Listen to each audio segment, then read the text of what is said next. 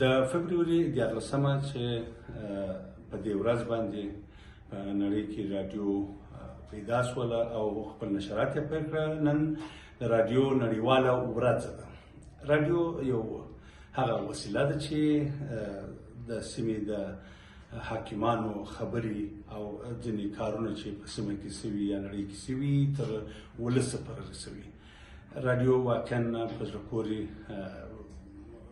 بخش دی د رسنۍ په برخه کې چې لومړی اخبار و، بیا وروسته رادیو پیدا شو او وروسته تلویزیون پیدا شو.